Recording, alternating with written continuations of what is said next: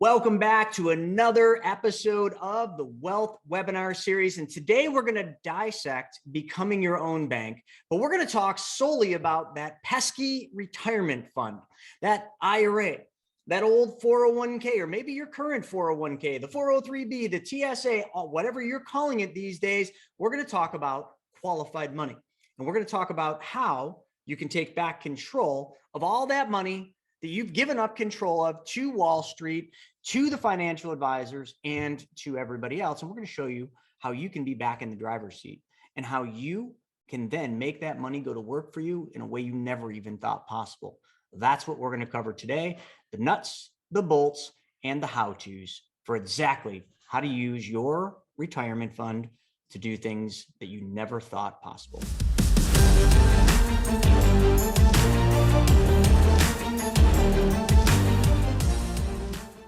So let's dive in. First and foremost, just by a show of, all of you, because we've got about 100 people now and climbing. How many of you have a 401k, an IRA, a Roth IRA, a SEP IRA, a simple IRA, anything that would deem your retirement account? Put an I in the chat. Let's see how many of you have these. Okay, there we go. Most of you, okay. So they keep climbing up. Great. So it's safe to say you're all in the right place. You're in the right place to learn about how to make your retirement funds work harder for you with less risk, right? Because after you just saw that little bit of that video that I was talking about what's next, and what's next is probably something that your retirement account isn't going to like if it's invested in traditional stocks, bonds, mutual funds, or ETFs. And the reason for that is cyclical. Everything rises and everything falls in the stock market. All asset prices, when they go up, they must come down. And I assure you they're going to. I can't tell you when, and that's the tricky part. There's not a single person in the world, not even Ray Dalio, not Warren Buffett, not the government. They can't tell you when the market's going to fall, and they can kind of predict when the market's going to go up because they can drive it up, but they can't tell you when it's going to fall. It's called timing the market. But we know that this storm is coming. So why don't we start to learn some better ways to be in control of our money so that you don't have to rely on the cavalry coming to save the day, because they're not. And just so you know, when I was a financial advisor of 16 years, I will tell you one thing. When I made my clients money, I made money. I was a fee-based advisor. I charged a fee for managing money. But you know when else I made money? When my clients were losing money. That's right. Financial advisors make money on the way up, they make money on the way sideways, and they make money when you're losing money. And there's nothing you can do about that. There's nothing wrong with that. But wouldn't it be nice if you were in control of all of the money in your retirement account? If you knew the different things you could do with that, like let's just talk about some of these. With your regular IRA or your regular 401k, can you buy real estate? Nope. Can you invest in actual gold and silver, like buy the tangible gold and silver? You can buy ETFs that invest in gold, but you're usually getting futures. You're not buying the tangible metals. Can you buy crypto? How about that Bitcoin or Ethereum? In your 401k, can you buy Bitcoin? Nope. Oh, but I can get one of those Fidelity Bitcoin ETF things. You're not buying Bitcoin. You're not buying Ethereum. You're buying futures. Do you even understand futures? You should really learn about them. You need to be able to buy these things specifically with your retirement funds. And right now you can, if you're doing the traditional IRA or the traditional Roth or the traditional retirement account.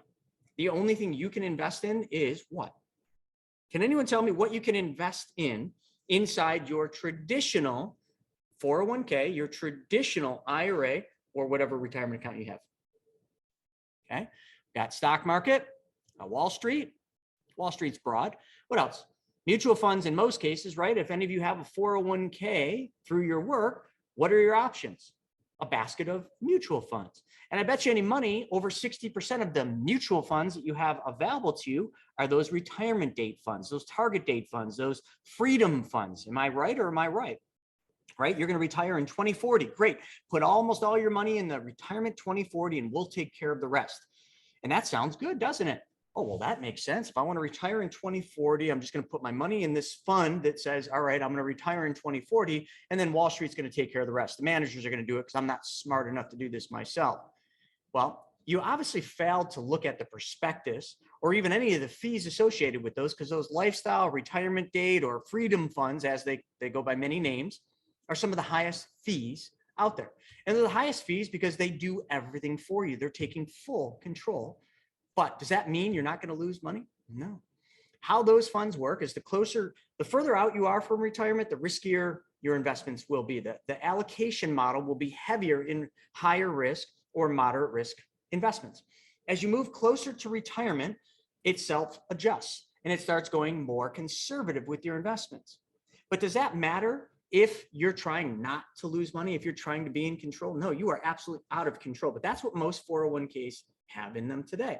And it makes sense. The average person putting money in a 401k, they don't want to know anything about it. They just want to someday, when they're 59 and a half or 65, or hell, in the future, it might be 75 when we can retire, maybe never, we're going to be able to sail off into the sunset.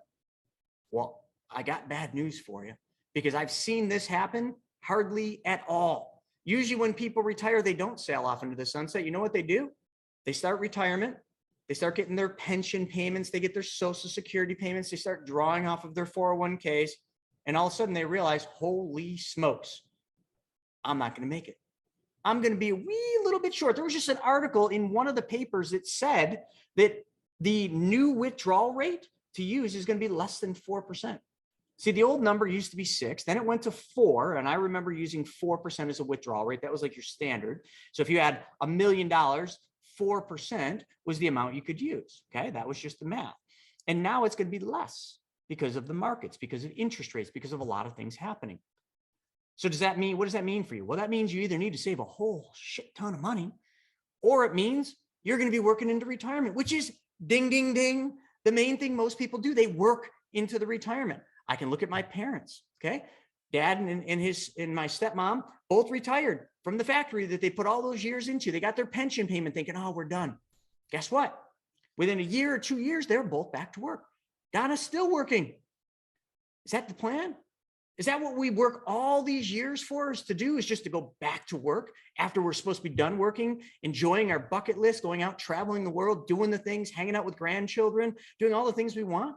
We weren't supposed to continue working 9 to 5s just to make ends meet. How about when inflation's 8.5%? Does that make any sense? No. The traditional financial system is broken. It's plain and simple. So you need to start looking and finding ways for you to be in control, for you to then be an expert in 1 or 2 things, because you should only invest in things that you know, like, and understand.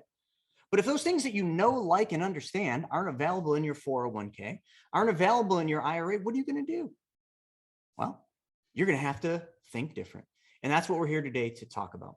But first, before we get into it, one thing I want to do, and we do have Claudia who's going to help me with some of the mechanics in a little bit after we start getting into this. I want to I want to gauge the audience. Okay. And I see some chats coming in. Mark saying, you know, put cash into the money market. Yeah. In most 401ks, that would be an option. But a lot of the 401ks today, Mark, don't even have a money market available. They literally, their conservative option is usually one of those fixed funds that locks your money up. It's usually like a fixed annuity or some type of a fixed account. So you just need to understand that that's good and fine. And if you have a job and you have a 401k there's probably nothing you can do if you're still working at that job. Now, write this down. If you are over 50 years old, write this down. I'm going to put it in the chat for you. Okay, if you're over 50 years old, here's what you should do. You should call your 401k provider and ask them this, and I'll say it a few times. Ask them if you have an in-service, and I'm going to type it out. So in-service, non-hardship withdrawal feature. Okay, so what does that mean? And you're not going to take a withdrawal, but that's just kind of what they call it, or rollover. That means that in-service is you're still working at the company. Okay. Non-hardship means that you're looking for an out. You want to be able to pull your money out of the 401k or roll that money into something that you control, like a self-directed IRA, but you still want to continue to work at that company. You still want to continue to put into the 401k to get the match, because you know, if any of you are putting money into your 401ks, one of the things we tell everybody is don't just stop. Okay. If you get a match, if your company gives you 3% dollar for dollar, then put up the 3% in. That's it's not free money, but it's as close as you're going to get. So if you have a match and you look at how much you're putting into your 401k and you're putting in more than the match, I urge you to really take a second look at that, because maybe, just maybe, there's a better option. Because really the reason you're putting money in the 401k is really for two reasons. Well, three reasons. Number one, retirement. You want to, excuse me, save for retirement. Number two, somebody convinced you that giving up control of your money, putting it into the 401k to get a tax deduction at what arguably will be your lowest tax bracket in your life was a good idea. So you're doing it because you don't want to pay tax on that money. Okay, I'll buy that one because I bought into it. And number three, you're probably doing it because you don't understand and you don't know what else to do, right? So you're getting the tax deduction. You want to plan for retirement. And, oh, I'm sorry, number three could also be the match. But usually people just do it because that's what they were told to do. So look at that and back it down just to the match. That's the free money. And then you might have some extra money to save. Well, that's what we're going to talk about today. Now, if you no longer work at the company that you used to work for and you have an old 401k sitting out there, I want you to think about this. I'm going to tell you a story. And this is a story I never understood, but I've seen over and over and over again. I'd be talking to somebody. Let's just say I'm talking to, let me pick on somebody. I'm going to pick on, who do I got here? I got Todd. Okay, I'm going to pick on Todd. So Todd used to work for this company. He gave him a good 10 years and he left. He went on to a better opportunity. And when Todd left his job, okay, amicable, no hard feelings. He just got a better opportunity. He left his job. Todd went into his office one day with a cardboard box and he set it down and he loaded up all the things from his office. Pictures of his family, the air fresheners, I don't know, I'm making that up, the pens, the pencils, the swing line stapler. You guys have all seen the movie. Took all the belongings that he used to have in his office, maybe a photo or two off the wall, put them in the box, and he walked himself back out the door. Okay, that was the last day he was going to spend at that company. And he was on to a better opportunity where he then unpacked everything from that box and set up his new office at the new company. But Todd forgot something. You see, Todd took all of his most favorite belongings from his office, but Todd left his money. Todd just left his money in the old 401k thinking, oh, well, I'll just leave it there. Or maybe Todd made an even bigger mistake. And then when he signed up for the new 401k at the new company, he decided that it would be a good idea to roll the old 401k into the new 401k. Now that doesn't make any bloody sense, but a lot of people do this. Most people don't even do anything with the old 401k. Now, I don't want anyone to admit this, and I don't mean to pick on Todd. His name was the first one, but why would you pack all your belongings, pictures of your kids and your family? Why would you pack all that and not take one of the most valuable things, which is the money you've been saving for 10 years, along with all that money that they gave you in a match? Because after 10 years, you probably passed the vesting schedule, which is how long they make you work there to be able to get 100% of that money that they gave you, which was supposed to be free money called match. That's why it's not free. There's a vesting schedule on most of those. But anyway, he left and he left his money. How many of you know somebody that has done that? Well, I have. I know a lot of people that did that. And usually they do it because they just don't know what else to do with it. Well, the good news is Claudia and I today are going to tell you some really good things you could do with that old 401k. Or maybe you were the smart one, the small percentage of people that actually don't leave their old 401k. They go with an advisor and they roll that money over into an IRA with their advisor. Maybe it's Fidelity, maybe it's Charles Schwab. Heck, maybe you got Raymond James. Who knows? I don't care who you move it to, and you move it over there and you're watching your performance lately. And how's that looking? Well, maybe the last 2 days has been an update, but for the most part, it's been going down, down, down, hasn't it? I just did a what the F happened this morning. And I had 3 people on TikTok tell me how much money they lost in their 401ks. Now, that's just part of it, right? Money goes up, money goes down, markets move up, markets move down. But what if it didn't have to?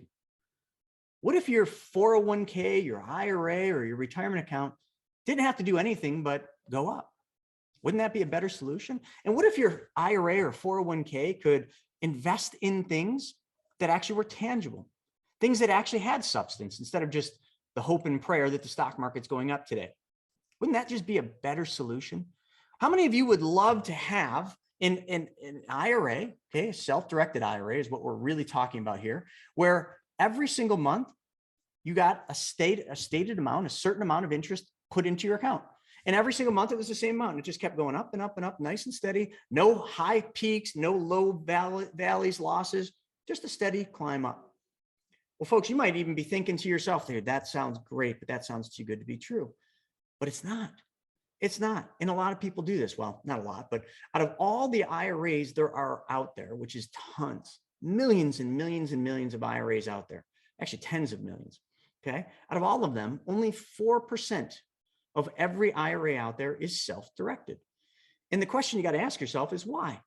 Well, I can answer that very easily because I was a financial advisor, 16 years. Why did I never tell my clients to put money into a self-directed IRA?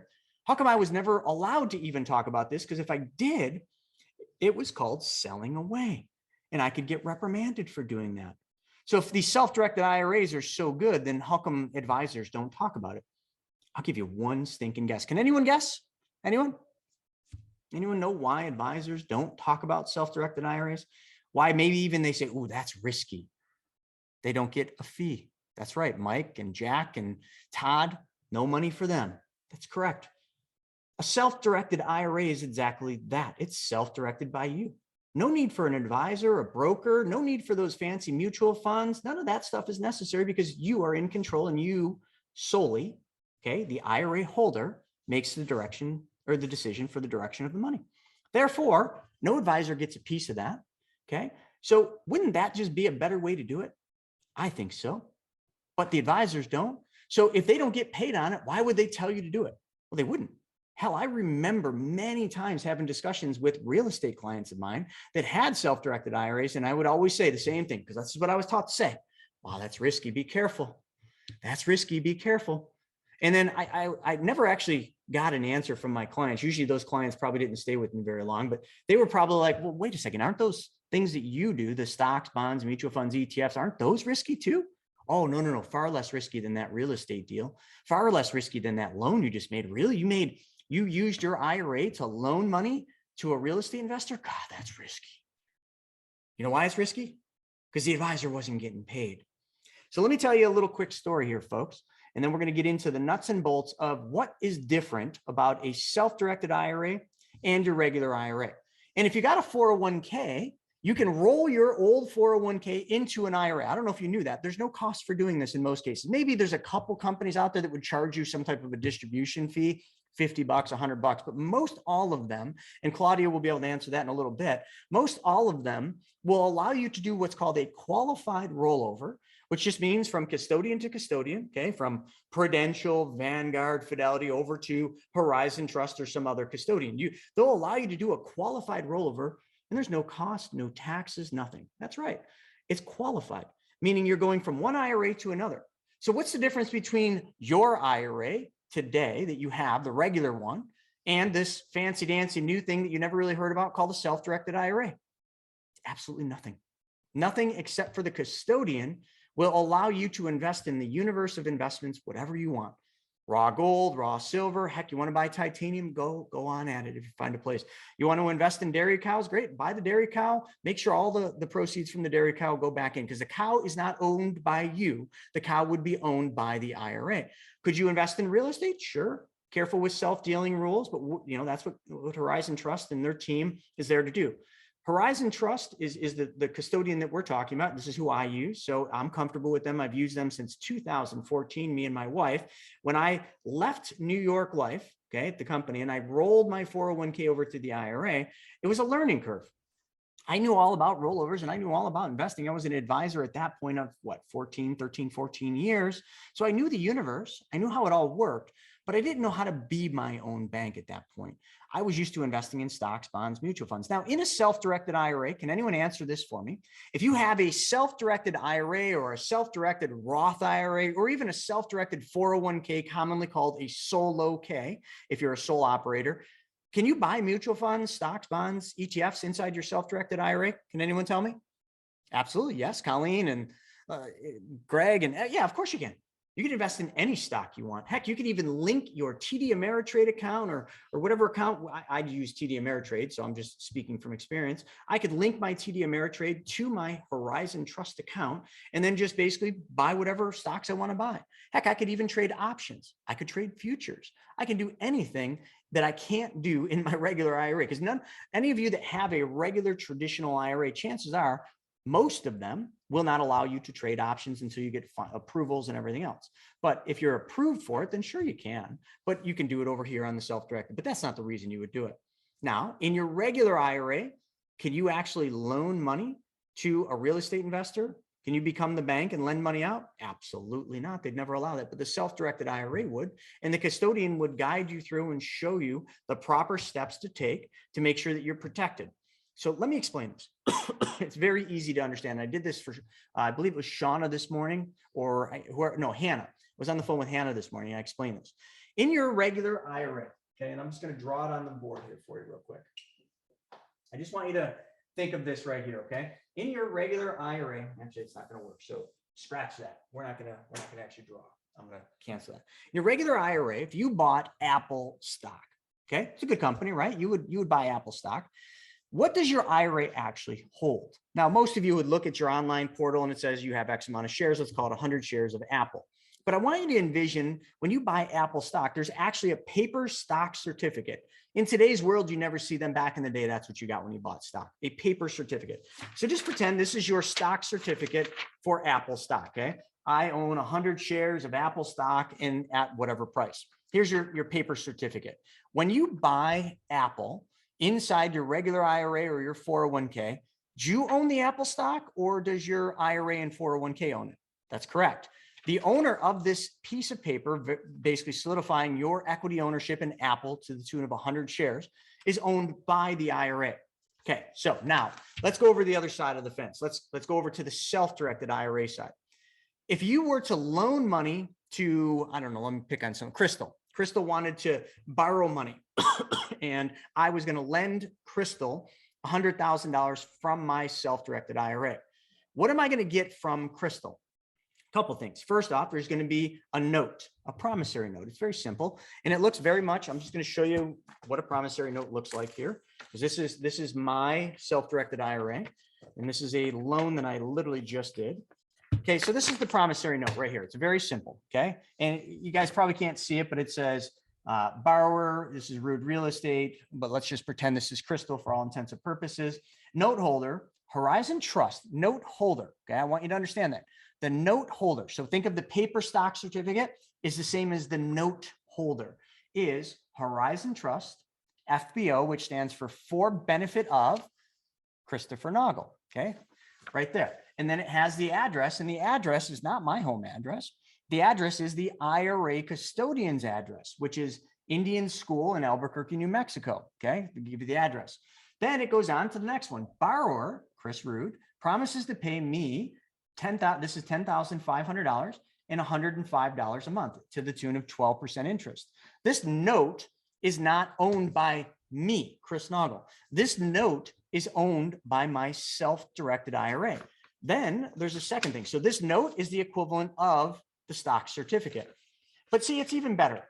With this note, when I'm lending money this way, there's another thing that I get that all of you have signed and probably been part of, and it's called this right there. What does that say at the top?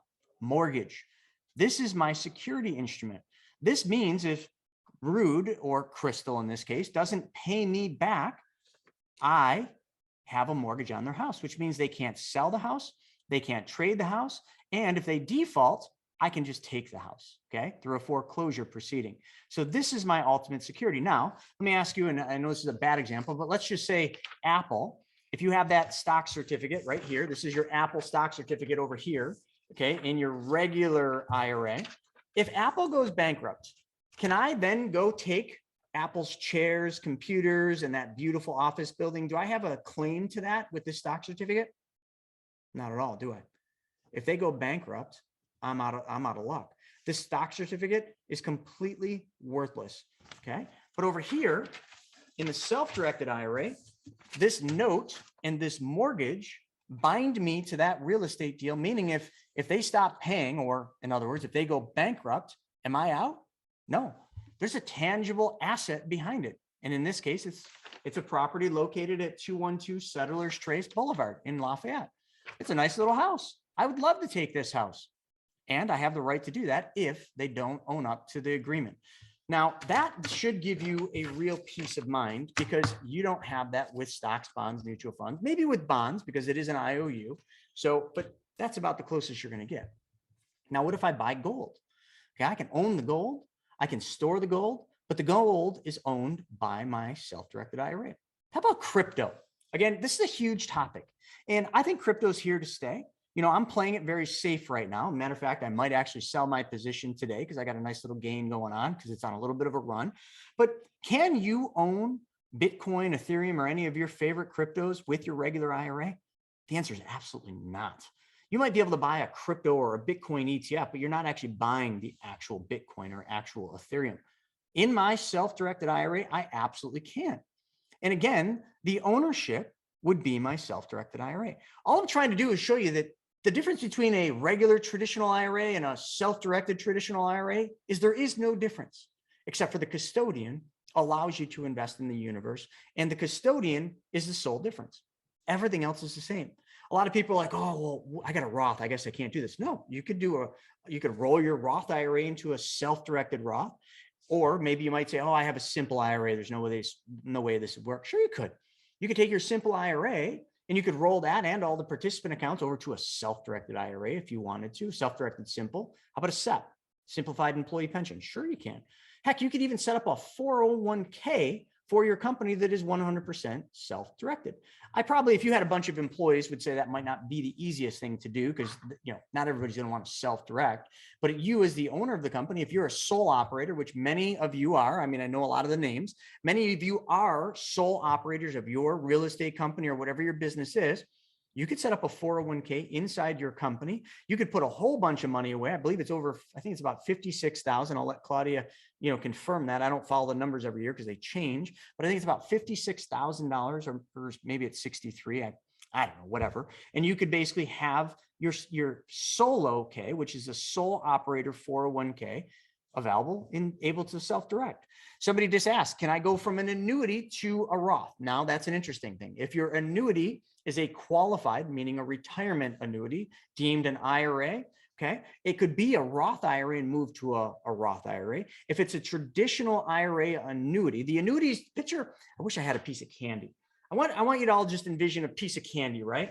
If you've got a piece of candy, and I'm just going to draw it on this thing, probably should just draw it on the board. But let's just say I want you to envision this is a nice piece of candy right here, okay? So you got a piece of candy. When you buy a piece of candy, do you want, like, are you just going to throw that thing in your mouth just as you get it? No, there's a wrapper on it, isn't there? Oh, thank you. Here we go. So here's a piece of candy. Now, am I going to take this piece of candy and wow, it tastes like plastic, doesn't it? Andrew, these are terrible. No, sorry. You're going to take it and you're going to take the protective wrapper off to get the piece of candy, and then you're going to enjoy that nice piece of candy, right? What about the wrapper? An annuity is this wrapper. An annuity is just a wrapper that the insurance company puts around your money, and it is called an annuity. And I'm not going to go any further than that. So this wrapper is just the annuity. That's how I want you to picture that. So the annuity is nothing that deems, it's not what determines what it is. You can have an annuity that is a non-qualified annuity, meaning just money from your savings account that used to be in a CD, you move it into a non-qualified annuity. The annuity is just the wrapper. Remember, it's just the wrapper around the candy. You can have a traditional IRA and then move it into an annuity, which is very common. And why do you think a lot of advisors, and I was one as well, why do you think a lot of advisors always recommend or suggest variable annuities for your rollover, huh? How many of you, and I want you guys all to be honest, annuities don't taste well. Yeah, you're damn right they don't taste very good, but I want to just gauge this. How many of you have an annuity that your financial advisor put you in? I mean, be honest. You're right, Mark. Absolutely right. But I want to gauge this. How many of you have an annuity that either an advisor or somehow you got yourself stuck in one of those? Baron, I'm glad. Nope. Okay. Rachel's got one. Okay, good. So we got a good group here. Not many of you have annuities. The reason annuities are typically used, number one, there's maybe some protections on them. Not saying they're all bad, but most annuities pay a really healthy commission. I know when I was at New York Life, the annuities that we sold would pay us between 3 and 5%. So do the math. If I rolled $100,000 over into an annuity, okay, as the wrapper, I got paid how much? $5,000. That's right. That was a decent commission. And what if I did it for $1 million 401k or a 500,000? You guys can do the math. It's a healthy day in the office. And annuities pay big commissions. But if I were to roll that money into just a traditional IRA, okay, that had like a wrap fee on it, maybe, you know, like an advisor just charged a fee. Traditional fees in most IRAs are 1, maybe 1.5%. I used to charge 0.85% for bonds, and I would charge 1 to 1.25 for stocks. But that's pretty typical, right? How many of you would rather pay the 1% or pay the $5,000 commission up front? Well, the reason annuities are frowned upon a lot in the industry is once you put your money in an annuity, there's a surrender period. And do you know what that surrender period is there for? It's so that you can't move that money out for a set period of time. Some are 5 years, some are 7 years. So if you move that money out, you lose a portion of that annuity's money. Do you know why? Well, because the insurance company paid that advisor, like I showed, $5,000 or $4,000, whatever it works out to be. The surrender charge makes sure that the insurance company, through the fees, the wrap fee and the underlying fees in the annuity, so that they get all their money back in fees before they allow you to take it all out. Wake up, ding, ding, ding. Like, this is the reality. We need to get away from that world. We do. And we need to get into a world where we fully understand, like, and know the things that we invest in. Maybe some of you are real estate investors. Maybe some of you love the idea of lending money and receiving mailbox money, just like I do, just like all of these people do right here. See all these? Every one of these are notes, all notes. These are all private lending deals done. And this is just one of many binders. We track them all this way. And you know what else is in here? I even lend money to my companies through my banking policies, which would be stuff like that one. But these are all notes. Not very hard. It's an old, as a matter of fact, this binder is from 1970s. I took it from my old house. Nothing fancy about it. I track all the loans that we do. And that's just showing you the loans. So how many of you would love to just loan money and learn how to do it the simplest way, which I'm going to diagram in the board in a second. And then when you loan the money, all you do is you just get a fixed interest rate that is paid to your retirement account. I don't care if it's a traditional IRA or Roth IRA or whatever. And then every single month, your account does what? Goes up. And then the worst day in every private lender's life is the day when the investor, Chris Root in this example for the one I showed, pays all the money back. You know why? Because now that money's not making 12% anymore. And then you got to just go find another one on Private Money Club. But, you know, there's options. Hey, maybe you do a private loan with some of the money. Maybe you invest some of the money into crypto, Bitcoin or Ethereum. Maybe you invest some of the money in real estate or syndications or private funds that lend money out or invest in real estate. The universe is yours. Maybe you take 10% of it and you put it in gold and silver. Not a bad play. Maybe you invest in your friend's company, which could be the next Uber. It's a disruptive company that's going to really take over. Maybe you invest 10% in that. Listen, there is nothing you can't do with the self-directed IRA. But the one thing I want to make sure everybody's clear about is, and I'll cover that, Michael, about if somebody defaults. The thing you need to understand is whatever you want to do in a self-directed IRA, you can, because you're in full control. So before I bring Claudia on, because what we're going to do real quick next is I'm going to clear the board in a second, and I'm actually going to show you, and Claudia is going to kind of walk you through what would be the process. Like, because some of you at this point are thinking, oh God, that sounds complicated. This isn't complicated at all. Matter of fact, my 2-year-old, almost 2-year-old, she's 23 months, probably could figure this out. She's a smart little whip. I mean, maybe you'd have to teach her, but just like everything else, folks, you have to learn how to do things, don't you? When you wanted to learn how to drive your car, you had to get behind the wheel and you had to do it. It was scary. How about riding a bike or a skateboard or a snowboard or skis? The first time you do anything is scary because you don't know how to do it. You got to learn. But the next time you do it, it's a little easier. And the next time you do it, it's a little easier. And I say this all the time. When you drive your car now, how hard is that to drive your car? Heck, some of you are drinking your coffee while driving. Some of you are texting. Don't do that. Some of you are talking on the phone. Many of you are putting makeup on while you're driving. Again, don't do that. But you see, it was hard in the beginning, but then you just got used to it and you started doing it. Self-directing is exactly that. Super easy. The first one I did, I didn't know the forms, the documents. It was all confusing. It was all new to me. But after I did it once, I just laid it all on. I'm like, wow, that was easy. A direction to invest form, which we'll show you. Just tells Horizon, where do you want to direct that money? Then you need the note telling the terms. Okay, that's easy. What are the terms of this investment? Then you need a mortgage. Okay, great. And this is in a private lending. If it's not private lending, there's a whole bunch of other things that you're just going to fill out, which you can invest in limited partnerships, limited liability companies, private stock or C company or C corporations, private placement memorandums, which would be private investments, other real estate, promissory notes and mortgages like I'm talking about. You can do pretty much anything you want. And there's just a couple of different forms you need to get familiar with. And if you don't know it, get on the phone with them and they'll help you. If you're part of what we do with the self-directeds and our relationship, we provide coaching. We provide the money mover team for all of our self-directed IRAs. Andrew jumps on the phone with you and walks you through it all, projects out based on what you want to do, what this will look like years into the future. So let's get to some of these, and then I'm going to bring Claudia on, and we're going to really, whoops, just got rid of the chat, and there we go. So let's see. I hear the car is a great place to shave. Yeah, Drew, that very well might be. So somebody had asked me, where is it? Somebody asked what happens. Oh, here we go. Michael said, what happens if the person or entity defaults on the loan? Now that's the risk, right? There's always risk with investing. Okay. What we talked about with the last week, we talked about the money multiplier, right? We talked about the privatized banking. There's no risk with that because that vehicle, the whole life policy, is guaranteed to pay an interest rate. It's a guaranteed contract.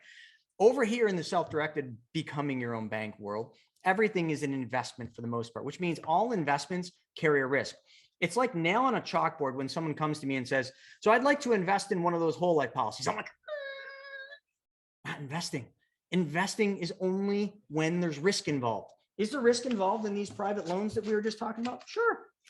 So you should only invest in things you know, like, and understand. That is one of the laws of wealth. That's the third law of wealth. Protect your money, protect your wealth. So I understand real estate.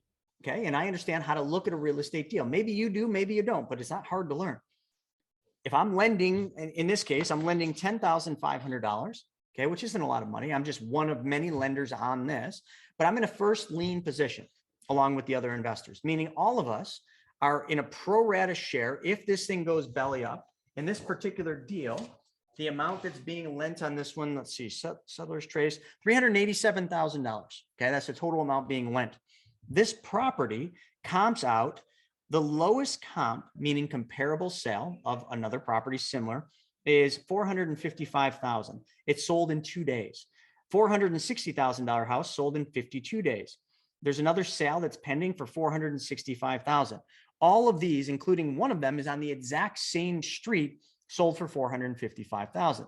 So if we're lending $387,000 and the properties are around this house within 1 mile are all selling in the mid 400s, do I feel pretty confident that if I have to take part of this property back, we're going to be able to sell this and recoup our money? Yeah, I'm feeling really good about that. Then I go to the back and I say, yeah, but how bad is the condition? And I just look, and it's just handwritten. It just says, here's the work they're doing: exterior paint, interior paint, repair cabinets and shiplap, mirrors and new lights, and repaint cabinets. $22,000. And they think they're going to list this for $475,000. And they paid $365,000. So how many of you, if you were in real estate, would feel that that would be a good deal? Give me your answers. Do you think that would be a good deal? It would. So if you had to sell this property because they didn't pay us and they defaulted on the note, now the note specifies if they default, and I'll read you the language right here. Let's see. Well, first off, notwithstanding and foregoing, if the borrower sells or refinances the property within 30 days, I'm entitled to $750. That is if they sell it or refinance it too early. But let's just say that they don't and they default. So let's see here. Default, notice of default. Here we go. If I'm in default, the note holder may send written notice, blah, blah, blah, blah, blah. But it says, I'm just trying to find it, 18 months. Here we go. If the property is not sold or refinanced in 18 months, following the date of this note, the borrower, Rude, shall assign its rights of the property to the note holders, meaning they're just going to have to assign the rights right there in the language. But secondarily, let's just say they default and don't pay. Well, there's a statement there. So if they stop paying, then I start the foreclosure proceedings. It's all right here. I'm not going to read it because you guys will go to sleep, but it's all right there. So Mike, the answer to your question is, if they default, that's probably the best day in the office for some of these deals, because then you just take the property back. Yes, it will take some time to foreclose, but you've got a property that's worth more than what you've lent by a significant amount because you did your due diligence, or you had the borrower send you and you double check this due diligence. Now in Private Money Club, the community, what we're developing right now is a software that's going to do underwriting for all lenders. So we're trying to make this lending process, this foreign thing for many of you, so simple that you just check boxes. Step 1, step 2, step 3, step 4. Don't miss any of the steps. Step 5, step 6. Great. Collect checks in mailbox or check IRA for the check every single month. Boom. That's it. That's your job. That's all you do now. You barely look at your 401k now when you get the quarterly statements. Most of you probably don't even get a statement in the mail. You're supposed to go online and look at it. And you go online every once in a while, you look at it, up, down, up. Most people don't even know what they're invested in. They might know if they're in conservative, moderate, or high risk, but that's about all they know. Well, you're gonna know what the property's worth. So that's the worst thing that can happen, Michael, is it can default. But if you did your job and you made sure that what you invested in is worth more than what's being lent, then you're good. Let's see. There you go. You get to take position, and also lawyer up, get an attorney, have the attorney make sure the mortgage in the note. Don't do anything without an attorney. And I hate to say that in today's world, but it's just smarter. Listen, I'm not an attorney. You're probably not an attorney. Get somebody that's smarter than you in this field. How much would an attorney cost to draft a note and a mortgage? $500, $250. Heck, maybe some of them don't even charge you because it's just a relationship. But is that worth it when your payments every single month are going to be $1,000 a month? Yeah, well worth it. All right, let's see. What is the minimum needed for private lending in a self-directed IRA? You know, Jeremiah, we talk about this all the time. The minimum amount, probably 15 to 20,000, would be about what you'd need to really kind of get in the game with private lending. So that's probably the answer for that one. Let's see, just trying to make sure I'm not missing any questions. And Mark, I'm going to get to yours in a second. Yeah, Andrew said the money mover team is like training wheels for your self-directed IRA. And I totally agree with that. Let's see, Joe said, how can an owner of a C Corp set up a self-directed IRA? Get on the phone with us. Here, real quick, if any of you really love what we've been talking about here, I'm just going to put a link up because you can just jump on the phone and you can start asking all the questions that I may not get to today. So right on here, I just put the link up. Folks, you just go to that link right there, okay, and just copy and paste it. And then you just watch the video and just set up a call with our team. Our team will handle all of this for you. That's what they're trained to do. And that's what they do day in and day out, is do calls with you and make sure that every question that you have is taken care of. And actually, I'm going to put the hyperlink one because I know a lot of you don't like the cut and paste thing. So there you go. Just click that link and that will get you an appointment. What is a good rate to charge for private lending? I don't go below 12%. That's just me. But I would say 10% right now. I mean, inflation's 8.5. So if inflation's 8.5, you got to be higher than that.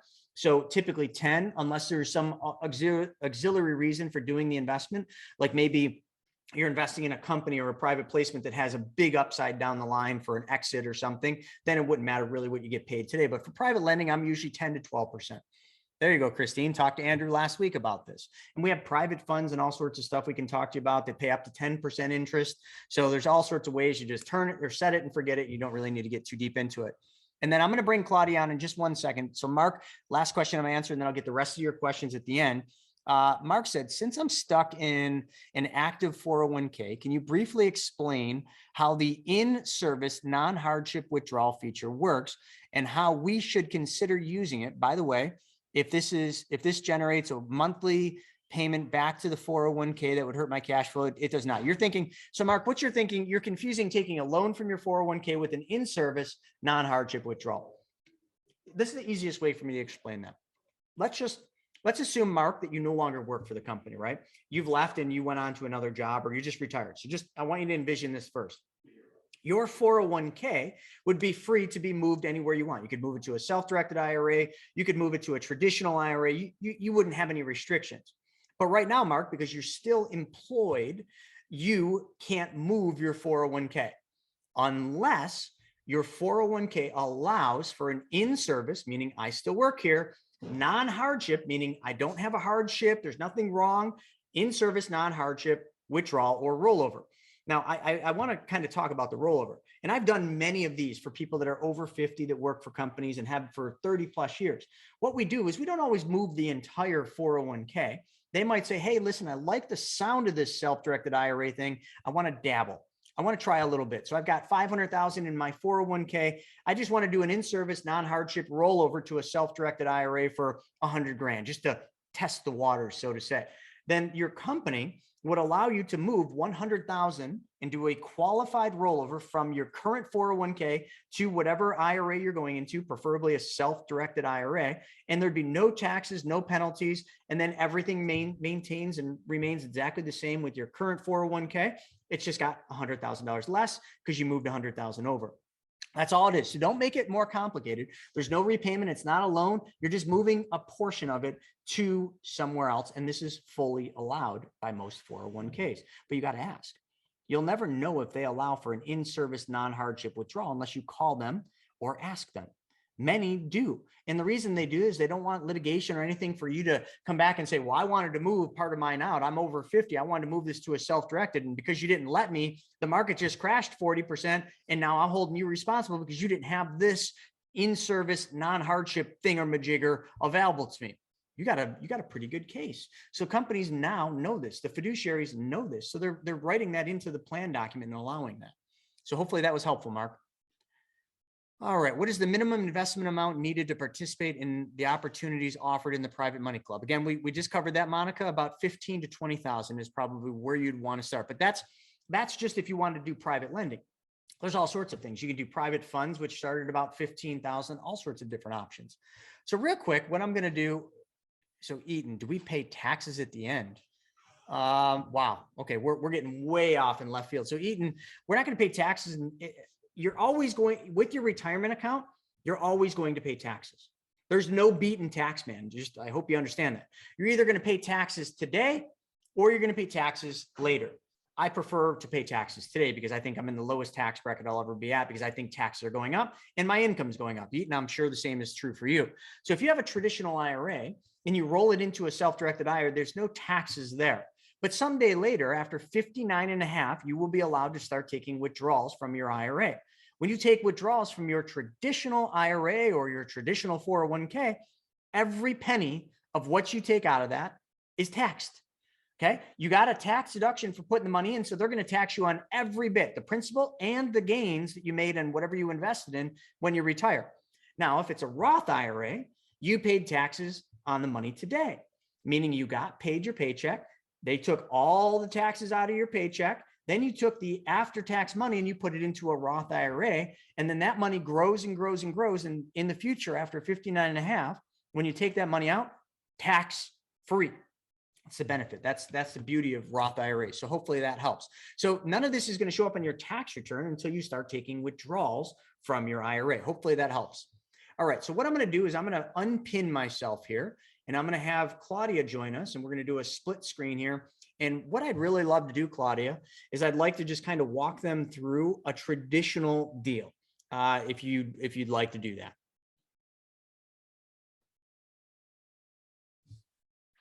Hi. Hi. Hi, Chris. Sorry. Okay. I was trying to share my video, but I think oh my goodness, blocked. That is my fault. No, it is, folks. See, this is what happens sometimes when I don't have my my team here because I forgot to click your ability to start your screen. And I knew there we go. Now you can start your screen. And I'm also going to give you the ability to share your screen. So perfect. There we are. Better than just looking at their name on the screen, right?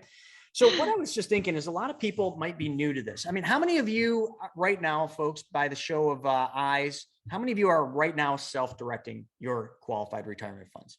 Okay, we got a couple of people.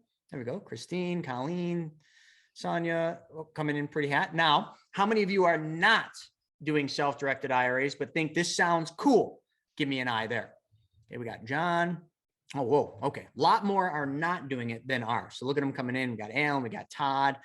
Not, but cool. Yep. So, everybody's kind of interested, but, just like me and you, Claudia, when we first started this, it's new, right? It seems foreign. It seems complicated. It's much easier for me to just put money in my old IRA and just say, forget it. Hopefully it does well. And you kind of just close your eyes and hope for the best. But in this world, we don't hope for anything because we control everything. So we control the outcome always. But what I want to do is just kind of make this an easier, streamlined process so they can actually see how this works. Because for me, it's easier than investing anything. It's like just this packet right here. So how would you like to go through and explain that? What do you think the easiest way is? But I'm somebody on here. Let's pick on Michael. Now he's talking to Brandy today. How about that? Oh, that's great. Yeah, he's getting ready to do a self-directed IRA, or he's already got a self-directed IRA, and he's got a deal from Private Money Club that he wants to lend money on. Like, where does he start? Like, what should he be confused? Like, what is the easiest process on how this works? Yeah, absolutely. So first of all, no, nobody should be confused. That's why you have Chris's team, you have our team, you have Brandy on your team. We have other people that will help you get through this process. So being confused is absolutely not an option. Everybody should be comfortable, they should be happy, and they should be excited to go ahead and have that deal and process everything correctly and seamlessly so that we can go ahead and get your money from one custodian to the other. So what we do is first, like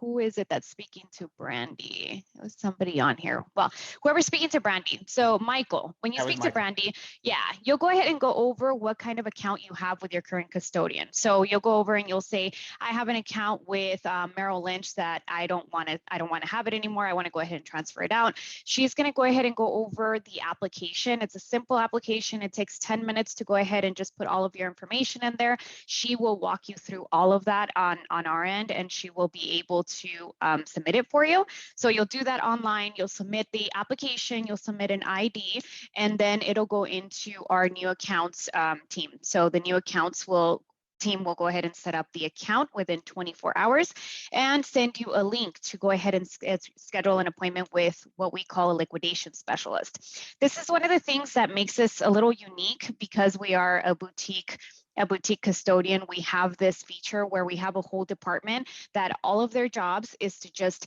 get the client on the phone with the previous custodian so that we can go ahead and figure out what the previous custodian is looking for, what the paperwork is. We do all of the talking. We just have you on the line so that you can go ahead and, authorize us to talk to them. And then we go ahead and send all the paperwork. We fax it over to the custodian along with a letter of acceptance, and that initiates the transfer process. So that'll happen within 24 hours of you getting with Brandy and setting up the account. So within 24 hours, we'll get on the phone with you with the other custodian.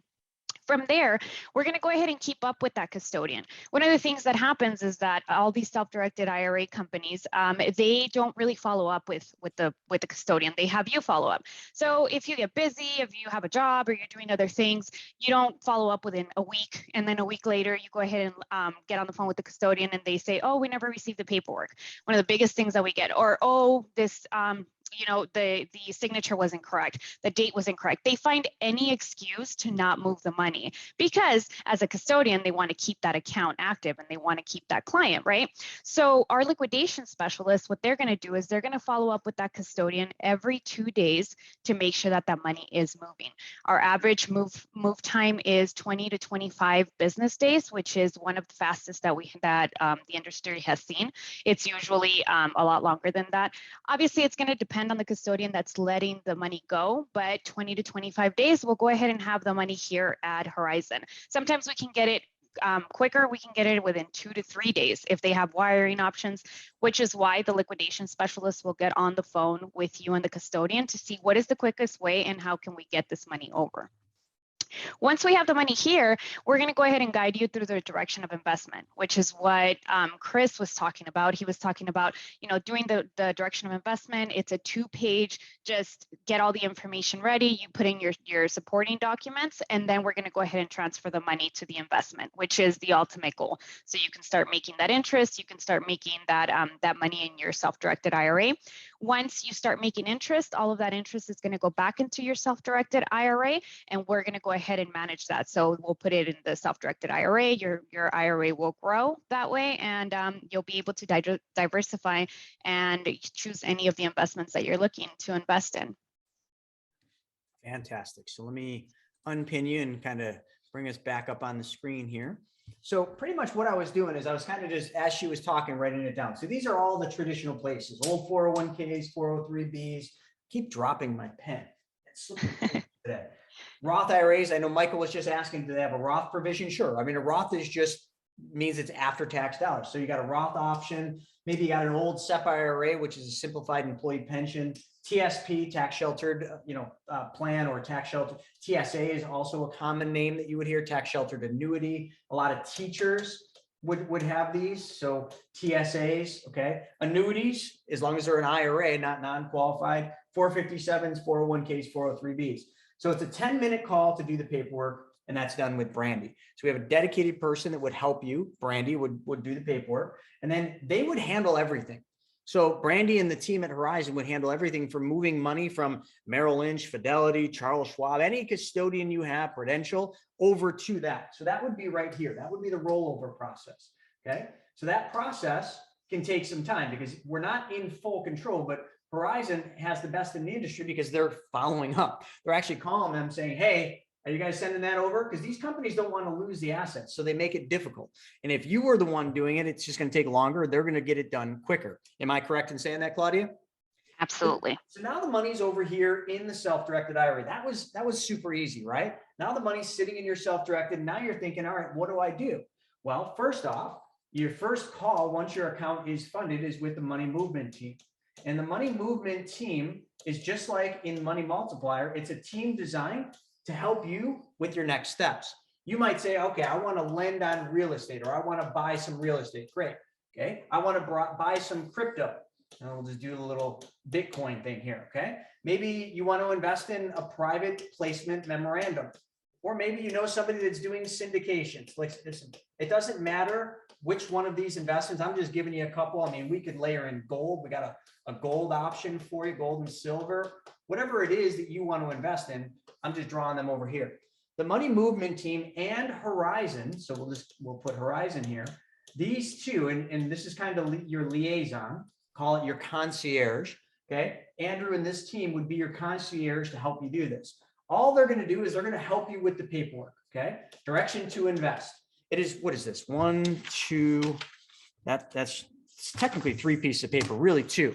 So let me show this to you. And actually here, I got a fun way to do this. I had this up, but I restarted the computer. So let me just show you something here real quick. And you guys can kind of be the judge and tell me how difficult this looks. So just follow with me right now. So all I did, and I do this all the time, I went to Horizon Trust. I'm not even going to log in or anything. I go here and right at the top, see where it says forms?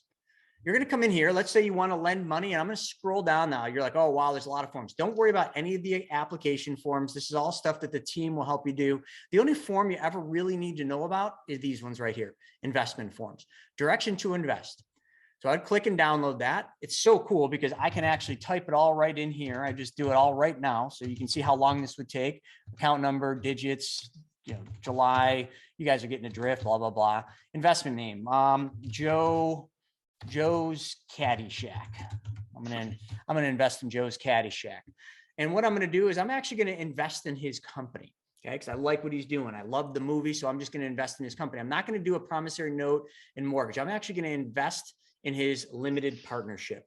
So then down here, I'm gonna say, how much am I gonna invest? 25,000 bucks. Okay, I'm just going in just for a little bit. I just wanna get my teeth wet. Now, for the wire, you can either fill in who you want the check paid to. Okay, you just put in the payee's name, which would be Joe's Caddy Shack LLC, or I can just wire it. So let's just say I want to wire it, and I want to basically attach the form, which I'll show you. Like maybe they've got a title company or they've got an attorney that they want to. So I'll show you this.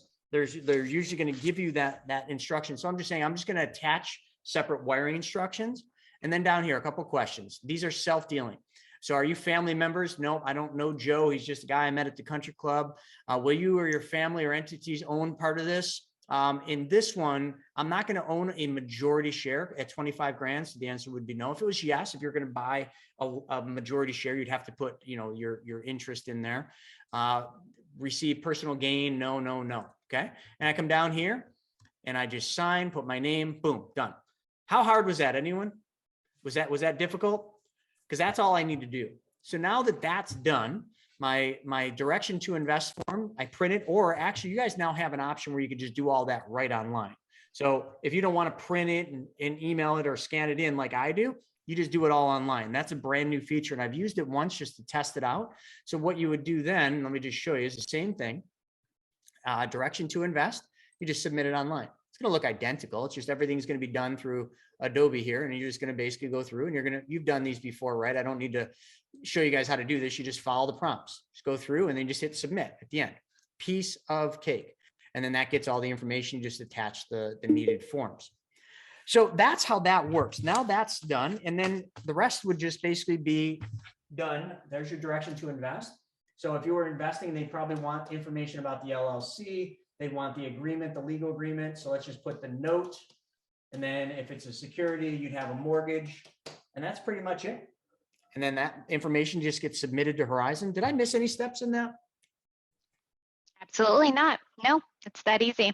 1, 2, 3, 4 steps. All done with one person, your money movement team or Brandy at Horizon or anyone at Horizon. There's 4 steps. Now, from a security standpoint, one thing is a bit, I mean, I like it because I understand it, but it's just a pain in the butt if you're a busy person. Once you submit all that paperwork to Horizon, there's a 2-step verification. They're basically just going to make you verify you are who you say you are. Literally, they're going to call you. They're going to first email you, or I think, is it email or text, Claudia? No, we actually email them. Okay. So you get an email saying, hey, we're going to call you. Here's what we're looking for. So there's no surprises. We're going to be asking you about your investment. We're going to ask the dollar amounts, and we're going to ask where the money's going right here. Okay. That's the Valone law firm. So when they call, I just verify, like, I think it's like 3 pieces of information off of this. And if I verify it, boom, money is sent to escrow, game on, checks start rolling once the deal closes. There's nothing hard about that, folks. I mean, some people are saying audio. What does it mean? Eaton, what do you mean by audio? Can everybody hear us okay? Yeah, okay. That was weird. Yeah, Eaton, that's on your end, buddy. So just refresh it. That happens from time to time. I had the issue today. Okay, great.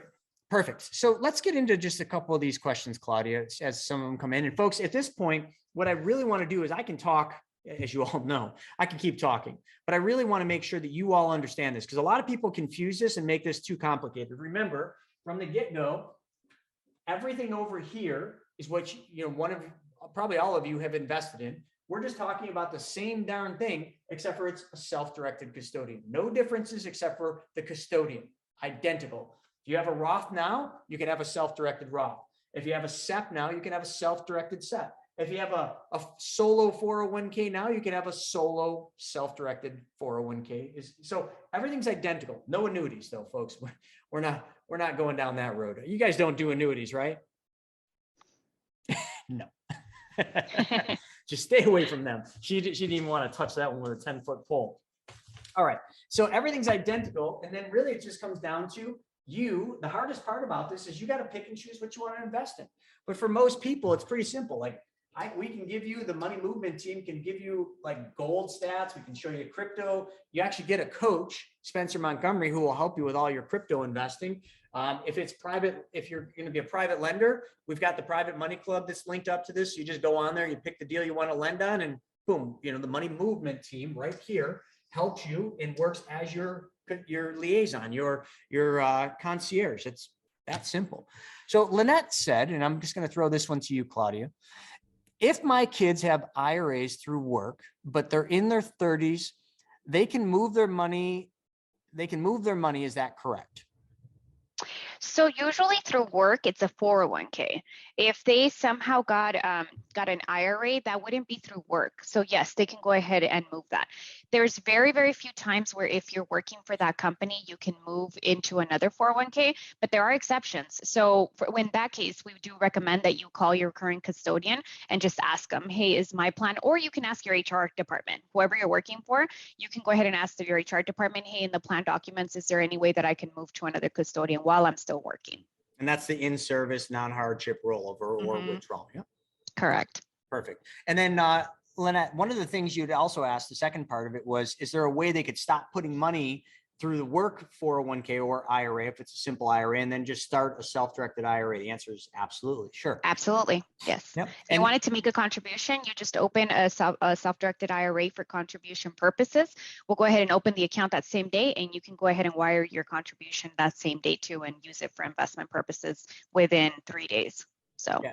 And another thing too, I think a lot of people think it's one or the other. No, you can have both. You could do both. You could have your 401k at work, put in just up to the match to get that quote unquote free money, and then divert the rest of the contributions used to put into the 401k over into the self-directed and start investing different. It's literally diversification at its finest, because now you can diversify in asset classes that you would never have exposure to in your work 401k or whatever your IRA is.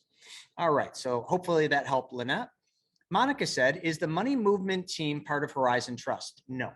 The money movement team was created by myself and Andrew and our team here to help, because one of the things we did is we've been working with Horizon for a long time. My wife and mine IRAs are at Horizon. We've been doing this for a while. And one of the things we found is a lot of people would move money to a self-directed IRA, but then they would be lost and they just didn't know what to do to move that money. They didn't have a resource or a coach to help them basically know what's the next step or how do I get this done. They could call Horizon, but they wanted somebody that could give a little bit of extra information. That's why the money movement team was created. And Monica, if you're familiar with what we've created at the Money Multiplier for the infinite banking concept, we have the mapping team. Think of the money movement team as the exact same thing as the mapping team. It's literally a team that costs you nothing, that is put together just to give you guidance and show you how to do what you want to do. Now, we're not going to tell you we're not going to give you investment suggestions or advice. We're simply going to take what you want to do with it, because you in your self-directed IRA, you have to invest in things you know, like, and understand. So we're not going to tell you what to invest in. You can have your financial advisor do that, and good luck. But you're going to tell us the things you like. Is it crypto? Do you want to dabble in crypto? Do you want to do some gold and silver? Do you want to do real estate or anything else? Once you tell us that, we'll build the model, and Andrew and the money movement team will help you through that. All right, we got Crystal said, my prior annuity custodian converted my traditional IRA to a Roth last year. Great move. So that's called a Roth conversion, folks. So a lot of people, if they don't qualify for a Roth because of income phase out rules, what they can do is open a traditional, or in this case, she had an annuity, and then just rolled it or moved it, or they call it a Roth conversion, converted it. I don't know if you converted it with a different custodian or with the same annuity custodian, but it doesn't matter. Converted it to a Roth. She paid all the taxes. When you got like a little Band-Aid on because you got a little cut and you got to rip the Band-Aid off, it hurts a little bit. That's the same thing. When you do a Roth conversion, you just pay all the taxes up front, and the government allows you to do that. And then she said, I already had a Roth from 2016. They keep saying the money that has recently been converted has to remain in the account for 5 years. And that is correct. Claudia, do you want to hit the 5-year rule on Roth IRAs? Yeah, so you do have to go ahead and leave it in there. After 5 years, you can go ahead and transfer it out. Sometimes if you talk to the annuity, it might be like a penalty fee that you can pay if an investment that you want to do seems more lucrative. So that would be something that you would have to be committed to. That's what you want to do, and then you would have to talk to the company and see if there's anything that they can do to break that. Yeah. So I'm going to read the whole question, Crystal. All right. So it's my prior annuity custodian converted my traditional IRA to a Roth IRA last year. I already had a Roth from 2016. They keep saying that the money that has recently been converted has to remain in my account for 5 years. What I found is that it does not have to stay for 5 years if I already had a Roth that my money has been in for 5 years. It is from the first Roth, not the recent movement, according to the IRS. Do you have the same understanding? I do, yes. If you already had a Roth and it's not a new one, then that definitely does not apply. What I would do is schedule a call with Brandy so that she can go over your specific situation, so that she can understand what the details are, and then we can go ahead and give you the best scenario and the best outcome for that. Yeah. So for that one, Crystal, I just gave you Brandy's email right there. So you can either click the link and schedule a call, or you can just go right to Brandy and do that. Yeah. Sorry, Crystal. It was just, I was reading, you had like 3 parts of that. I was reading it just so that the audience would understand each part of your question. So thank you for asking to read it again, because hopefully that helped. I'm waiting for my money to transfer to Horizon. Awesome. All righty. Next one is Robert. Robert said, what fees are associated with the self-directed IRA? So do you want me to cover the first line of it? Yeah, you can go ahead and go over it. All right, so here I'm going to share my screen, folks. So the fees that are associated really are determined by you, depending on what you think you want to invest in. So here's the different packages, and I think we have a gold package now. So there's the starter, $19.95. There's the crypto package, $39.95, and the real estate, $29.95. So now, before you kind of get your panties in a ruffle about the pricing, I want you to understand that this is all inclusive of every cost. There is no additional charges above and beyond this in your first year. But this is also not just for setting up the self-directed IRA. The self-directed IRA you could set up. What is the bare bones basic self-directed IRA package, Claudia? Is it $997? It would be $997 is a typical one. Yes. Yep. So then you're looking at this and saying, well, why wouldn't I just do $997? Well, the reason is each one of these are custom tailored for a different kind of investor. So each one of these includes coaching. Okay, so you can see each one is going to include 2 hours. It's a lifetime subscription to Money School TV, which is 2 hours of monthly group coaching all about this stuff. Okay, this is also going to include opening and setting up the self-directed IRA, including all of your first year's fees, which we're going to talk about in a second. You get the VIP concierge service, which is the money movement team, and the money mover map, which is the tools that they're going to create for you. So that's what you get. So you can do the $997, but you're not going to get the 2 hours of coaching. You're not going to get the VIP concierge service or the map. You're just going to basically get just a plain Jane setup that you can invest any way you want, which fits for some people. Okay. You could also do the top program, which is $39.95, which includes the IRA, the MSTV, so the 2 hours of group coaching a month, the concierge service. And then this one includes a coaching package with a crypto expert. So maybe you want to get into that. And this one also includes the setup and we pay for this of an LLC if you want to link Coinbase or something else. And we could get into that a little bit on the call. So if you want to link an LLC, we provide the LLC with this package. And that's why it's $39.95, because an LLC cost is about a little over $1,000 to set up. And then there's the real estate one, which is by far my favorite one. And if you're crypto, obviously go with the crypto one, but the real estate one includes Private Money Club, which is my baby. And that one is fully included, everything else. So those are the costs for the first year. You're sharing the wrong screen. We can't see what you're doing. Are you serious? Oh, Andrew just came over and said that I'm sharing the wrong screen. Well, that would help if you guys were looking at the same damn thing I'm looking at. Dude. I'm not looking at my phone. Just come over and tell me. There we go. All right. So I was going to tell you, Chris, don't worry about it. I was going to tell you.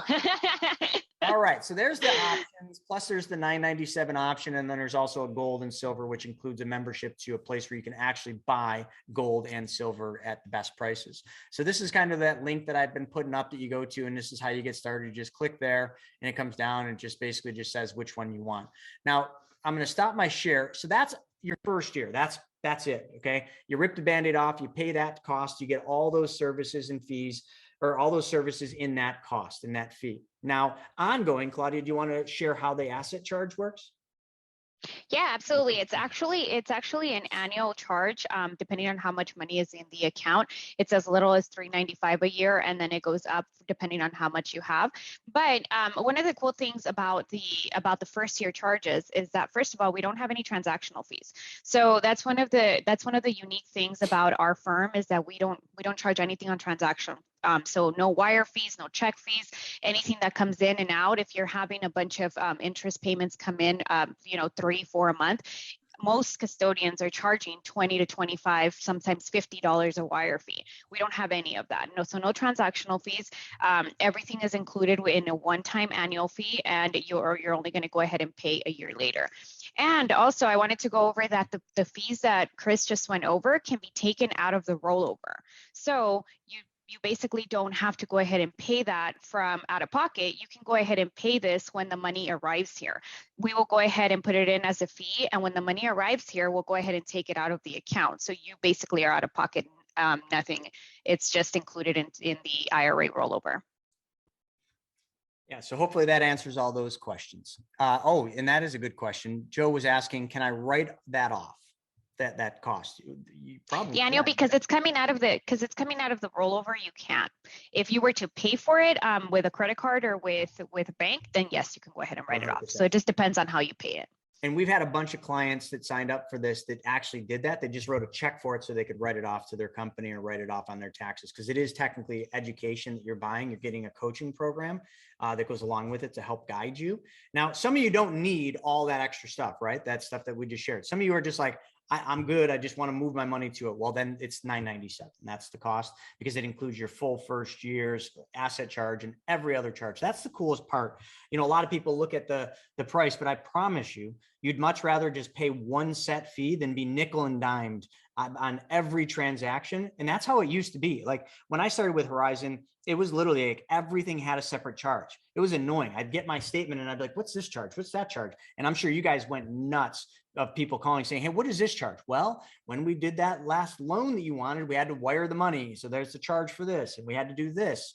So all those are just wrapped into it now. It's just a lot easier to understand, and people very much appreciate this new model because it's more like the model that they're used to with their current custodian, except for it's less. In most occasions, especially annuities or fee-based accounts, the cost for the self-directed IRA is going to probably be sometimes about half of what you're normally paying in an annuity or some of the wrap accounts that you get out there. But yeah, it's definitely less. And you have options to do a lot more. So let's see, we got all those questions. Just want to make sure. Rachel said, let's see, during the last money school, there was an hour or so spent explaining why we are headed to possible recession. What are the indicators again? Oh boy. Shauna, can you, or Andrew, can you post the most current YouTube video that I was playing in the beginning in the chat? Rachel, watch this video that we just put on my YouTube channel. It fully explains all of the reason in depth. It's only 15 minutes long. I just don't want to take too much time away from today's training to go into, you know, what we covered last week, but we did a really good YouTube video for you to cover that. So Claudia, I really appreciate your time. I know you got to get back to doing things. I just wanted to kind of have you help me explain that process a little bit clearer, since you do that every single day. And I'm glad you went into like details of how long each thing takes. I know it's very simple, and lots of the people on here have done that. So I appreciate your time today. Absolutely. Thank you so much for having me. And I look forward to working with everybody. Absolutely. Thank you. Have a great day. Thank you. So folks, like, I hope that was helpful, and I hope you guys kind of learned something, but let's get into the weeds a little bit. I want to talk about just some deals. Okay. Because it's great that we talked about the mechanics and all this stuff, but let's talk about some real things that I have done and that Larissa has done. We do a lot of lending. Okay. We lend a lot of our money on real estate deals just because I think real estate is one of the greatest investments ever. But I've been on both sides of the fence of real estate. As many of you know, my wife and I had a pilot show on HGTV called Risky Builders, where we were flipping lots of houses, sometimes 20 to 25 houses a month. It was pure chaos. Like if you look at my hair, it's turning gray on the sides. And it's primarily, I always blame that on the flipping business. It was hell. But we were on that side. And that was when we were owning assets, right? We would buy the real estate, we would flip it, we would hold the rentals, we would do the BRRRRs and everything else. Now that's one aspect. But a smart man and a mentor, and now a friend and business partner of mine, Greg Hurling, the owner of Horizon Trust, once told me, he said, the ultimate in real estate is being the bank. I had no idea what he was talking about when he said it, but I truly understand it today. And it goes right to what the Rockefellers say. And they say the best thing you can do is own nothing, but control everything. So what I do today is lending, primarily because I like owning nothing and I like controlling everything. Although many of you like having the physical assets, I don't like the tenant calling on a Sunday. I don't like dealing with backed up toilets or sewers or any of that stuff. I've dealt with that enough. I traditionally, right now, just like getting paid. I just like getting checks every single month. Those little bill pays that I always talk about, ripping the corners off. That's what I enjoy. And if that's something you think you would enjoy, there is no better source than what I just showed you and what Claudia just showed you, doing private loans. And in those packages, the real estate one gets you access to the private money club where all the deals are. And then you just got to get used to how you actually underwrite a deal, which is not very difficult. There's a lot of help, and the money movement team can kind of point you in the right direction as well. And we're also going to have pretty soon, by October, which isn't very far away, it's scary, we're going to launch the actual final version of Private Money Club, which in it is going to have an underwriting software being built right now. We're literally creating it right now, that is going to allow all of you, any private lenders or even the borrowers, to underwrite deals just like a bank would. It'll give you all the comps, it'll give you all the details and everything that you would need to make an accurate decision as to whether a deal makes sense for your risk profile. So if that's you, well, then the real estate option would be a great option. Crypto is a huge thing right now. And there is a ton of opportunity in crypto. So I'm not going to get into it, but this is my crypto account right here. It's Coinbase. So let's just say I wanted to invest in crypto, but I wanted to use the money in my self-directed IRA. I can literally link Coinbase to my IRA and I can use the money in my self-directed IRA to buy Bitcoin or Ethereum. Because right now I'm trading Bitcoin and Ethereum short-term. I trade the support and resistance levels. Usually I trade in the 30s and then sell somewhere around 44, which getting close. We're at about 41 today on Bitcoin.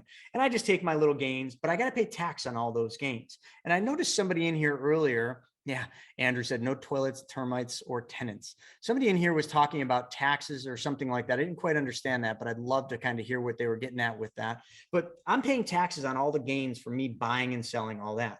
But let's just say there came a time where I wanted to take a long position in Bitcoin. It goes down to 28,000 again. And then I'm just going to buy it. And I'm going to hold it for the next 5-10 years. And then it goes from 28,000 to 100,000. Do I want to pay tax on that? Heck no. So what I could do is I could buy it with a Roth IRA and I could just do it that way. That's a great strategy. Here's another really cool strategy. I don't know how many of you are wholesalers and are wholesaling real estate, but let's just go back to what we were talking about a second ago. Let's just assume that you start a Roth IRA. And just so you know, I'm talking about self-directed Roth IRA. And each year you're putting $6,000 away. Now that's not enough money to do private lending. That's not enough money to really do much. Let's say this is year one.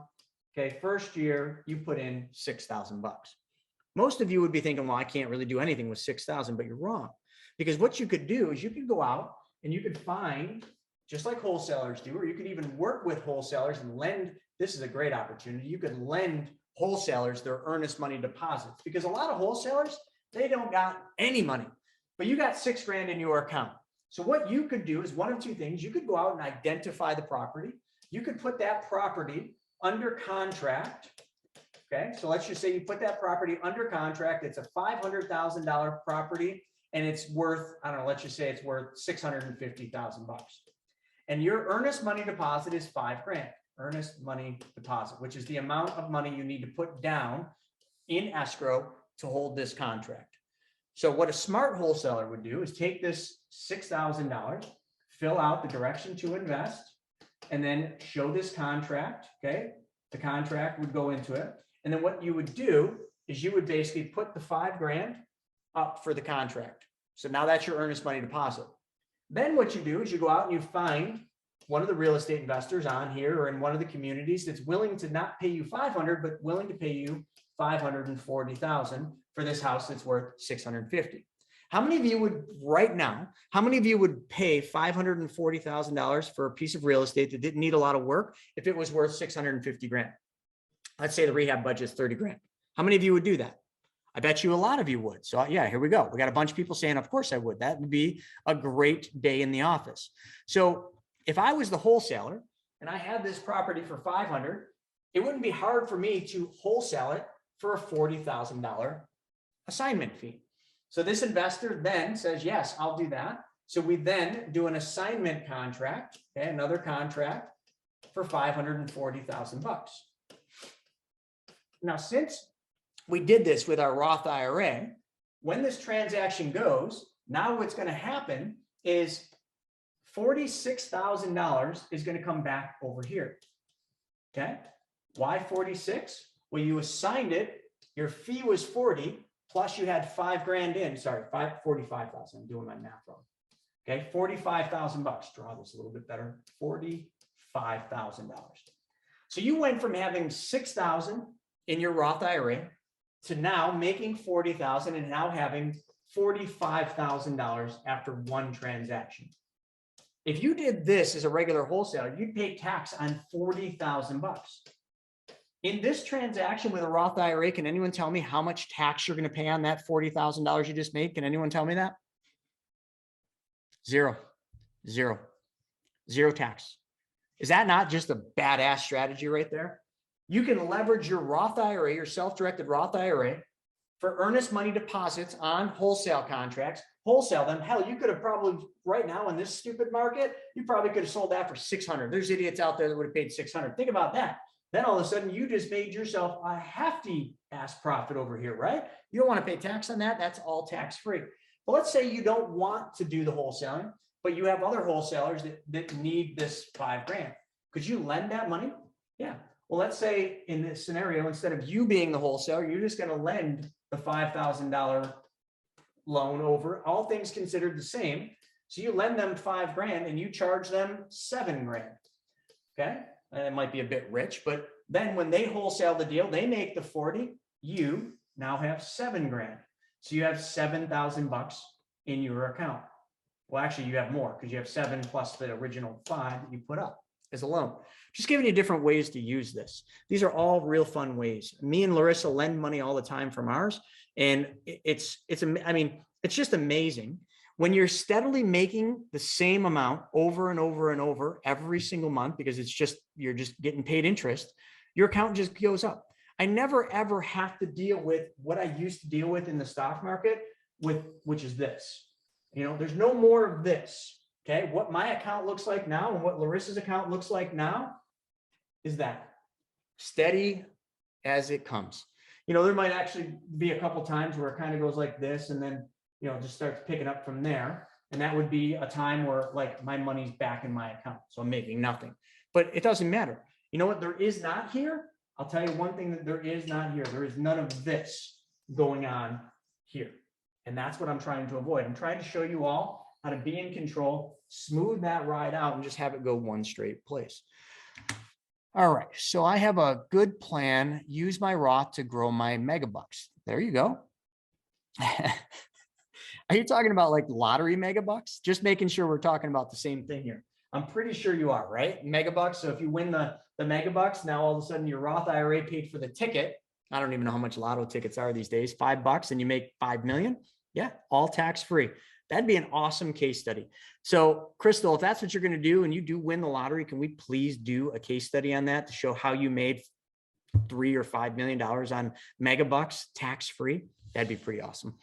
Anyway, let's see. Greg said, if there are multiple people, lenders, all in a first position, is there only one mortgage with all their names on it, LLCs, and each lender gets a separate note? Yeah, absolutely correct. So what Greg's talking about is like this deal right here. So this deal is a Chris Rude deal, 212 settlers. And this deal has 1, 2, 3, 4, 5, 6 lenders. Okay. And some small, some smaller lenders. There's 6 lenders on here.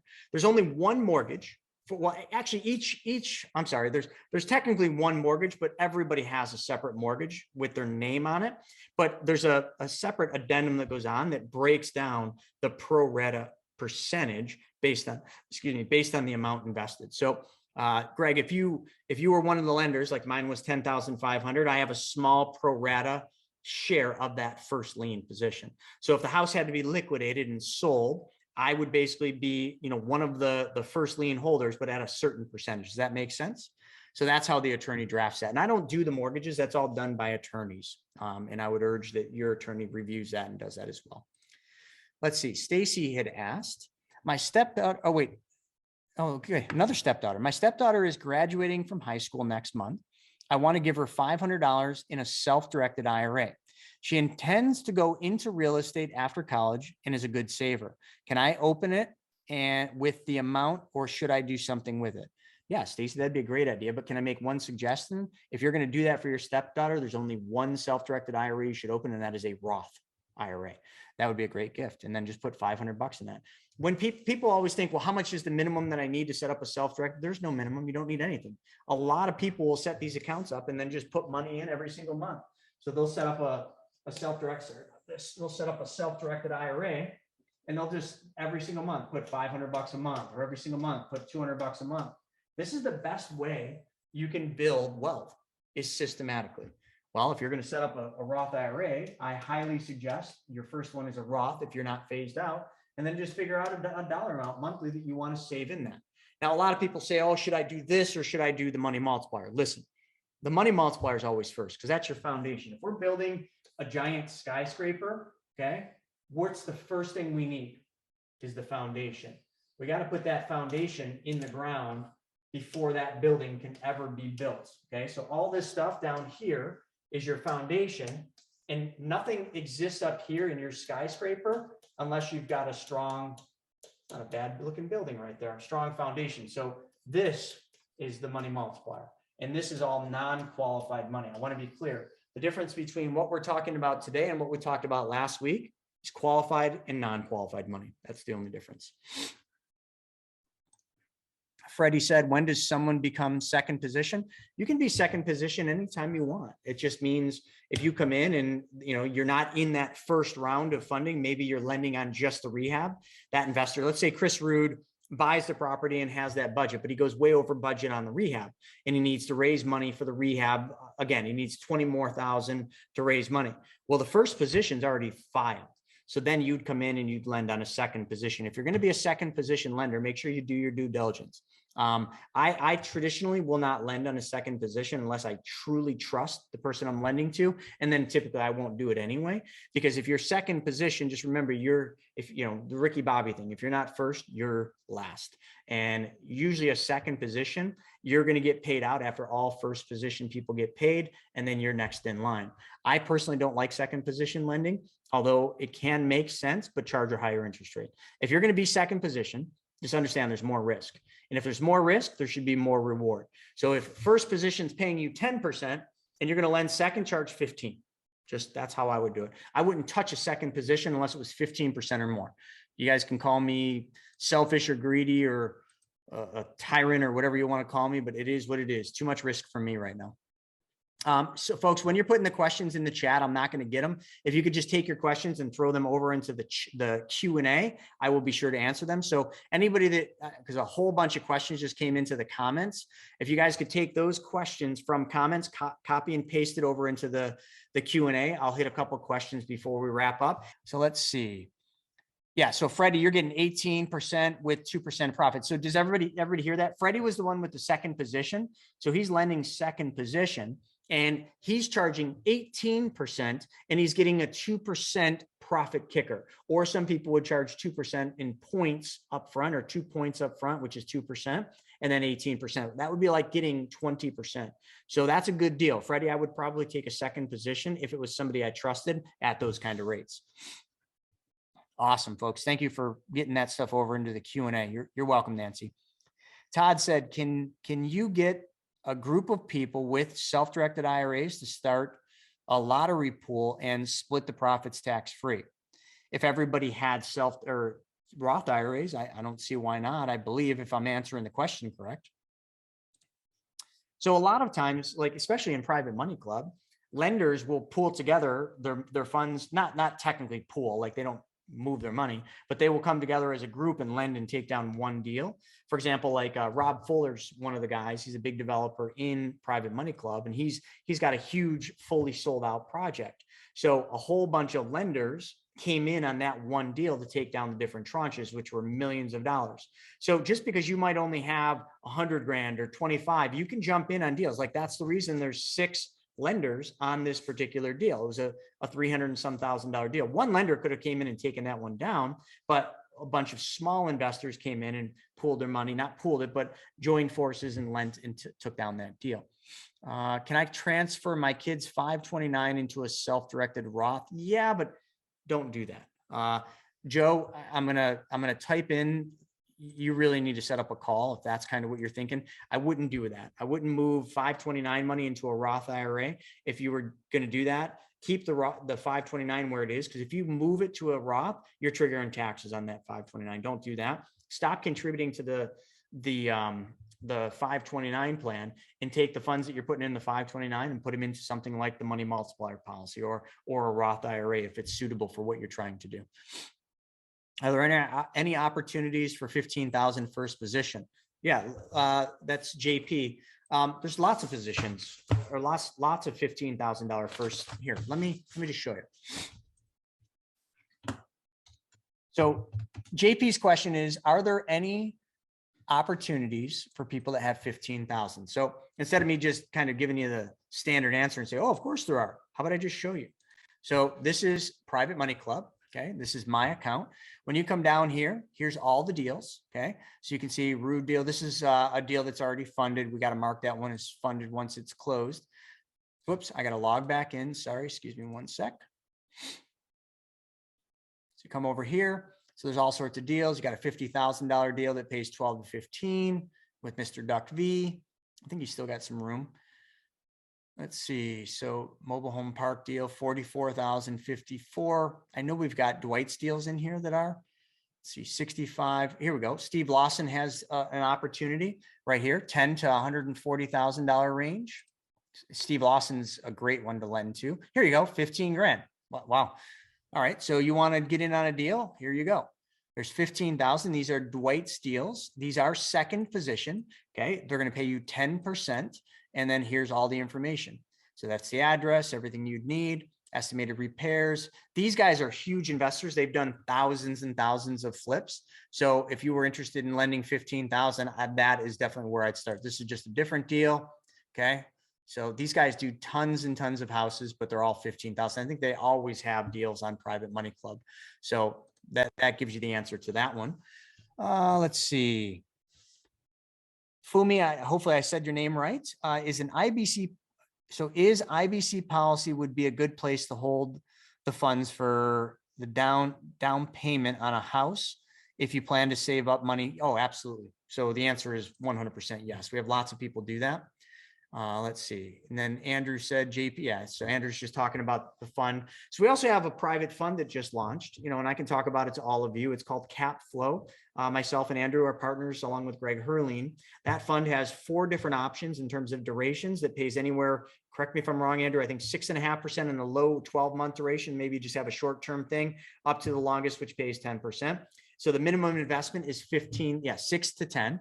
And the minimum investment on that is 15,000. So there you go. So we have all sorts of opportunities, whether it's in Private Money Club or it's just through different things that we have through the money movement team, but we got you covered no matter what dollar amount. But that's why I always say 15,000 and up is where you get the ball started on this stuff. All right. So I'm new here. How are we paid back, monthly or after the deal is sold? Joe, that question really could be answered 2 different ways. It depends on your deal. Okay. So if you get into like a deal like this Chris Rude deal, you're going to make interest every single month. So you're going to get a check every month. We call that mailbox money. And then Chris Rude and his company is going to sell that property. And when it sells, because you're a lien holder, the attorney or the title company is going to cut you a check for your principal back. So if you lent, we'll just use 20 grand. Let's say you lent 20 grand on Chris Rude's deal, you're going to make 12% annualized. So whatever that works out to be on a monthly basis, you're going to get that check every month. And then when the deal sells, you're going to get paid all your principal back. So now you've got all your 20 grand back plus the interest that you made on it. You rinse and repeat. You can also do deals that are profit deals where you make maybe a smaller amount of interest every month, and then you get a piece of the profit on the back end. So there's all sorts of different ways you can do it, but yes, hopefully that makes sense. And then I'm going to do one more question and we're going to wrap because we're about 13 minutes over. I hope you guys enjoyed this because this has been a really good one. And, a lot of people have been asking us to show the process of how do I actually move money with my self-directed IRA. So hopefully we did the paperwork part that a lot of people are always asking questions about. Adrienne, hopefully I said that right. Adrienne is asking, if I'm getting a divorce settlement, can I dump a large portion into the IBC account and draw it? Yes, absolutely.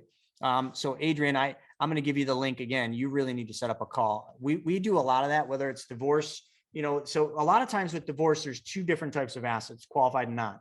So for example, bank accounts and money that might be in non-qualified accounts, usually that gets split. And then also there's there's 401ks and retirement accounts. Those get split. So Adrian, what would happen is the money that's in, the 401k that's going to come over through the Quadro, that money could go into a self-directed IRA, where any of the non-qualified money could go into the money multiplier policy, and you could do the infinite banking concept. Absolutely. All right. So I hope you guys enjoyed that episode. We're putting up tons of them, but I think if you like this one, you'll probably like that video as well. Click that alert button, actually smash that alert button, and you'll be notified every time we put a new video. So we'll see you on the next episode.